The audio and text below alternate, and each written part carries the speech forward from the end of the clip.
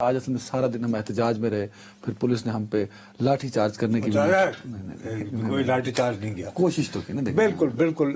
دو لیکن نمبری مت کرو، آپ ہماری ہمت دو نمبری مت کرو، دو نمبری مت کرو. ہم نے کوئی عام آدمی دیکھو، ہم علم اٹھائے، قلم اٹھائے، جھنڈے اٹھائے، پوسٹر اٹھائے، press club, national press club سے ہم نے واک کی ڈی چوک اور پارلیمان تھا جب پیکا ایکٹ پاس ہو آج ہمارے بالا سے پاس ہوا. اس کے بعد آپ جو ہیں تو ہم ڈی چوک تک گئے اور ہمارے اوپر دروازے بند کر دیے گئے. جی ہم تو انقلاب لے کے گئے نا. اچھا، دوسری طرف کیا ہوتا ہے، ڈی چوک کے قریب بھی کسی کو پھٹکنے دیتے ہیں.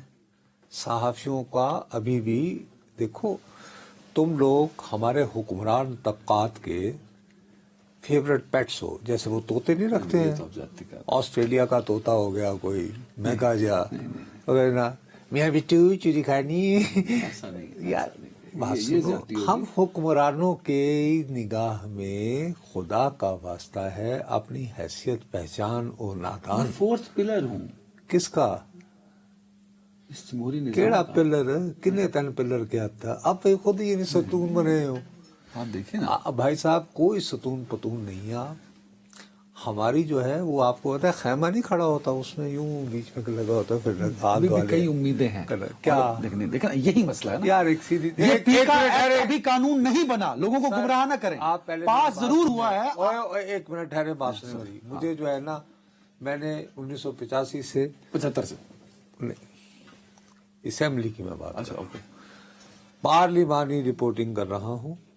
مجھے خدا کا واسطہ یہ مت سمجھاؤ کہ قوانین کیسے بنتے ہیں. آپ تمام لوگوں کی اکثریت کو کم از کم 3 مہینے سے پتا تھا کہ ایسا قانون آ رہا ہے. پلیز پلیز ہمیں سنا ہی نہیں گیا کسی فورم پہ. پلیز ہاں، آپ کسی سنا نہیں گیا، ہمیں موقع نہیں دیا. اس کی تمام وجہ سٹیک یہ ہولڈرز ہے. ارے بابو، ابھی ہم دیکھنا ایک امید ہمیں جاگی ہے نصرت صاحب، آج ہم سب یہی کہتے رہے ہیں. میں دیکھو بات تو میری، میں بھی آپ کی طرح کبھی جوان تھا، اتنا ہی سادہ لو تھا جتنے آپ اب ہیں. اور میں آپ تمام ساتھیوں کی جو جدوجہد ہے، خدا کا واسطہ ہے، میں اس کو انڈرمائن نہیں کر رہا ہوں. یہ ایک تھکا ہارا شکست خوردہ انسان 50 سال اس شعبے کی نظر کرنے کے بعد آپ کو یہ بتا رہا ہے کہ عمر بھر کا سفر رہا کا تو ہے. آ گئی سمجھ؟ ہماری کوشش یہ فیصلہ ہو چکا تھا. دیکھو ابھی ہم میری بات کا برا نہ ماننا، یہ ٹیلی ویژن پہ بیٹھے ہوئے ہیں نا، جس دن یہ پیکا ایکٹ جو ہے قومی اسمبلی میں پہلے منظور ہوا ہے، این اسی دن وزیر اعظم سے کون مل رہا تھا؟ ہمارے مالکان. نہیں، وہ تو پینڈنگ نہیں، وہ تو لائبلٹیز کے لیے مل رہے تھے نا. اتفاق، حسین اتفاق ہو جاتا ہے نا. تو اب مہربانی ہے، اگر فرض کرو کہ پبلک ٹیلی ویژن کے مالکان نے مجھے نہیں کہا کہ نصرت جاوید تم بکواس مت کرو پیکا ایکٹ کے بارے میں، تو ان کی مہربانی ہے، میں ان کا شکریہ ادا کرتا ہوں. سمجھ آ گئی بات؟ شاید نہیں سن. اگر ہوتے بھی تو میں عرض یہ کرنا چاہتا ہوں کہ بہرحال آپ کو یہ بات ذہن میں رکھنی چاہیے کہ اب ہماری ریاست کو اچھی طرح سمجھ آ گئی ہے کہ ہمیں کیسے پنجروں میں رکھنا ہے. ابھی بھی ہمارے پاس آپشن ہے. ابھی کیا تک ہے؟ سارے دروازے بند نہیں ہوئے. کیا امید. اور آج ہم جو نیشنل پریس کلب سے چلے اور ڈی چوک تک آئے، جب ہم پہ دروازے بند کر دیے گئے، پھر ہمیں وہاں سے دھکے دے کے نکال دیا گیا، تو ہم سب صحافی ایک بات پہ متفق تھے اور امید لگائے بیٹھے ہیں کہ آصف زرداری صاحب جو صدر پاکستان ہیں، ان کے پاس ابھی بھی طاقت ہے کہ وہ اس بل کو اڑا سکتے ہیں. نہیں، آپ نے کہا 85 سے پارلیمان اڑا کیسے سکتے ہیں؟ صدر اس پہ اعتراض لگا کے واپس بھیج دے.